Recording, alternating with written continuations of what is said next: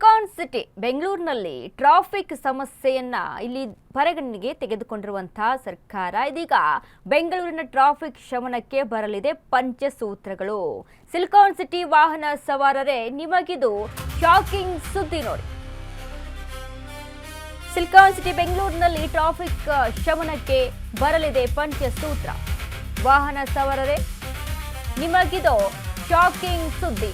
ಬೆಂಗಳೂರು ಸಂಚಾರ ದಟ್ಟಣೆ ನಿಯಂತ್ರಣಕ್ಕೆ ಕ್ರಮವನ್ನ ತೆಗೆದುಕೊಳ್ಳಲಾಗಿದೆ. ಪೊಲೀಸ್ ಸಂಚಾರ ವಿಭಾಗದಿಂದ ಹೊಸ ಮಾದರಿ ಜಾರಿ. ಹಗಲಲ್ಲಿ ಖಾಸಗಿ ಬಸ್ ಸಂಚಾರಕ್ಕೆ ಬ್ರೇಕ್ ಹಾಕಿದ ಸರ್ಕಾರ. ಪೀಕ್ ಅವರ್ನಲ್ಲಿ ಫ್ಲೈಓವರ್ನಲ್ಲಿ ಬೈಕ್ ಸಂಚಾರಕ್ಕೆ ಬ್ರೇಕ್ ಬೀಳುತ್ತೆ ಅಂತ ಹೇಳಲಾಗ್ತಿದೆ. ಫ್ಲೈಓವರ್ ಪೀಕ್ ಅವರ್ನಲ್ಲಿ ಬೈಕ್ ಸಂಚಾರಕ್ಕೆ ಬ್ರೇಕ್ ಸಾಧ್ಯತೆ ಇದೆ. ಕಾರು ಪೂಲಿಂಗ್ಗೆ ಅನುಮತಿ ನೀಡುವಂತೆ ಸಾರಿಗೆ ಇಲಾಖೆಗೆ ಪತ್ರ. ಬೆಂಗಳೂರಿನಲ್ಲಿ ದೊಡ್ಡ ಸಮಸ್ಯೆ ಅಂತ ನೋಡಿದಾಗ ಒಂದಿಷ್ಟು ಸಮಸ್ಯೆಗಳನ್ನ ನೋಡ್ತೀವಿ. ಅದರಲ್ಲಿ ಮುಖ್ಯವಾಗಿ ಟ್ರಾಫಿಕ್ ಸಮಸ್ಯೆ. ಪೀಕ್ ಅವರ್ಸ್ಗಳಲ್ಲಿ ಅಂತ ಅಂದಾಗ ಮಾರ್ನಿಂಗ್ ಟೈಮ್ ಆಫೀಸ್ಗೆ ಅಥವಾ ಇನ್ನಿತರ ಕೆಲಸಗಳಿಗೆ ತೆರಳುವಂಥ ಸಮಯ. ಅದರ ಹಿಂದೆ ಸಾಯಂಕಾಲ ಆಯಿತು ಅಂತ ಅಂದರೆ ಕಚೇರಿಗಳಿಂದ ತಮ್ಮ ಕೆಲಸಗಳನ್ನು ಮುಗಿಸ್ಕೊಂಡು ಮನೆಗೆ ಹೋಗ್ತಾ ಇರುವಂಥ ಸಮಯ. ಇಂಥ ಸಮಯದಲ್ಲಿ ಪೀಕ್ ಅವರ್ ಅಂತ ಏನು ಹೇಳ್ತೀವಿ, ಆ ಅವರ್ನಲ್ಲಿ ಟ್ರಾಫಿಕ್ ಸಮಸ್ಯೆ ಹೆಚ್ಚಾಗುತ್ತೆ. ಸೊ ಹಾಗಾಗಿ ಅಂಥ ಸಂದರ್ಭದಲ್ಲಿ ಫ್ಲೈಓವರ್ ಮೇಲೆ ಎಲ್ಲ ಬೈಕ್ ಸಂಚಾರಕ್ಕೆ ಬ್ರೇಕ್ ಕೊಡುತ್ತಾ. ಇನ್ನು ಹಗಲಲ್ಲಿ ಖಾಸಗಿ ಬಸ್ಗಳ ಓಡಾಟಕ್ಕೆ ಬ್ರೇಕ್ ಅನ್ನ ಕೊಡಬೇಕು ಅನ್ನುವಂಥದ್ದು ನಿರ್ಧಾರ. ಸೊ ಪೊಲೀಸ್ ಅನುಮತಿ ನೀಡುವಂತೆ ಸಾರಿಗೆ ಇಲಾಖೆಗೆ ಪತ್ರವನ್ನ, ಕಾರ್ ಪೂಲಿಂಗಿಗೂ ಕೂಡ ಪೊಲೀಸ್ ಅನುಮತಿ ನೀಡಬೇಕು ಅನ್ನುವಂಥ ನಿಟ್ಟಿನಲ್ಲಿ ಪತ್ರವನ್ನ ಕೂಡ ಬರೆಯಲಾಗಿದೆ. ಬಟ್ ಇದನ್ನ ಜನ ಎಷ್ಟರ ಮಟ್ಟಿಗೆ ಒಪ್ಕೊಳ್ತಾರೆ? ಈಗ ಡೇ ಟೈಮ್ ಅಲ್ಲಿ ಹಗಲು ಹೊತ್ತಲ್ಲಿ ಖಾಸಗಿ ಬಸ್ಗಳು ವಾಹನಗಳು ಪ್ರಯಾಣವನ್ನ ನಡೆಸಬಾರ್ದು ಅಂತ ಅಂದ್ರೆ ಇದನ್ನ ಜನ ಒಪ್ಕೊಳ್ತಾ, ಅಥವಾ ಈಗ ಖಾಸಗಿ ವಾಹನಗಾರರು ಇದನ್ನ ಎಕ್ಸೆಪ್ಟ್ ಮಾಡ್ತಾರಾ? ಇದು ಮುಂದೆ ಯಾವ ರೀತಿಯಾಗಿ ಸಮಸ್ಯೆ ಆಗ್ಬೋದು? ಈಗ ಟ್ರಾಫಿಕ್ ಸಮಸ್ಯೆ ಇದೆ, ಹೌದು. ಫ್ಲೈಓವರ್ ಆಗಿರ್ಬೋದು, ಕೆಲವೊಂದಿಷ್ಟು ಜಾಗ ಏನು ಸೆಂಟ್ರಲ್ ಪ್ಲೇಸಸ್ ಅಂತ ಏನು ಹೇಳ್ತೀವಿ ನಾವು ಬೆಂಗಳೂರಿನಲ್ಲಿ, ಕೆಲವೊಂದಿಷ್ಟು ಮೆಜೆಸ್ಟಿಕ್ ಸೈಡ್ ಆಗಿರ್ಬೋದು, ಅಥವಾ ಇನ್ನಿತರ ಈ ಕೋರಮಂಗಲ ಸೈಡ್ ಆಗಿರ್ಬೋದು, ಹೆಬ್ಬಾಳ ಸೈಡ್ ಇವೆಲ್ಲವೂ ಕೂಡ ಟ್ರಾಫಿಕ್ ಅಂತ ನೋಡಬೇಕು ಅಂತ ಅಂದರೆ ಇಂಥ ಜಾಗಗಳಲ್ಲಿ ಹೋಗಬೇಕು. ಅಲ್ಲಿ ಸಿಕ್ಕಾಕೊಂಡ್ರೆ ಮುಗೀತು. ಮನೆಗೆ ಹೋಗುವಷ್ಟರಲ್ಲಿ ಟ್ರಾಫಿಕಲ್ಲಿ ಸಿಕ್ಕಾಕೊಂಡ್ರೆ 1 ಅವರ್ 2 ಅವರ್ಸ್ ಟೈಮ್ ಬೇಕಾಗುತ್ತೆ. ಅಲ್ಲಿ ಆ ಲೆವೆಲ್ಗೆ ಟ್ರಾಫಿಕ್ ಸಮಸ್ಯೆ ಹೆಚ್ಚಾಗುತ್ತೆ.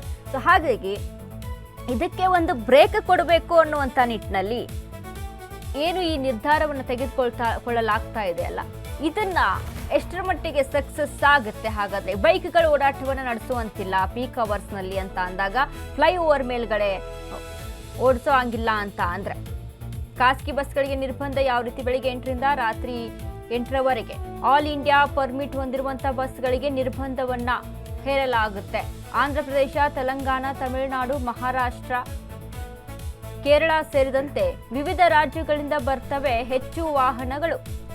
ವಾಣಿಜ್ಯ ಪ್ರದೇಶಗಳಲ್ಲೂ ಕೂಡ ಹಾದು ಹೋಗುತ್ತಿವೆ ಬಸ್ಗಳು. ಒಂದು ವೇಳೆ ಹಗಲಿನಲ್ಲಿ ಖಾಸಗಿ ಬಸ್ಗಳ ಸಂಚಾರ ಕಡಿಮೆ ಇದ್ರೆ ಇತರ ವಾಹನಗಳ ಸಂಚಾರವು ಸುಗಮವಾಗಲಿದೆ ಎಂಬ ಪ್ಲಾನ್. ಬೆಳಗ್ಗೆ 8ರಿಂದ ರಾತ್ರಿ 8ರವರೆಗೆ ಖಾಸಗಿ ಬಸ್ ಸಂಚಾರಕ್ಕೆ ಬಂತು.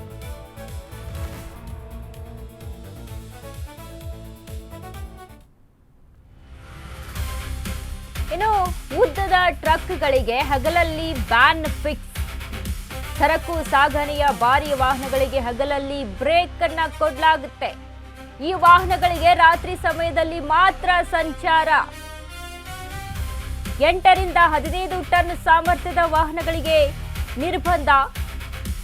ಬೆಳಗ್ಗೆ 7ರಿಂದ ರಾತ್ರಿ 11ರವರೆಗೆ ಸಂಚಾರಕ್ಕಿಲ್ಲ ಅವಕಾಶ. ಟ್ರಾಫಿಕ್ ಹೆಚ್ಚಿರುವಾಗ ಮಧ್ಯಮ ಗಾತ್ರದ ಸರಕು ವಾಹನಗಳಿಗೆ ಬ್ರೇಕ್ ಅನ್ನ ಕೊಡಲಾಗುತ್ತೆ. ನಿಧಾನಗತಿಯ ಸಂಚಾರ ಹೊಂದಿರುವಂತಹ ವಾಹನಗಳಿಗೆ ಬ್ರೇಕ್. ಜೆಸಿಪಿಯಂತ ವಾಹನಗಳು ನಿರ್ದಿಷ್ಟ ಸಮಯದಲ್ಲೇ ಸಂಚರಿಸಬೇಕು.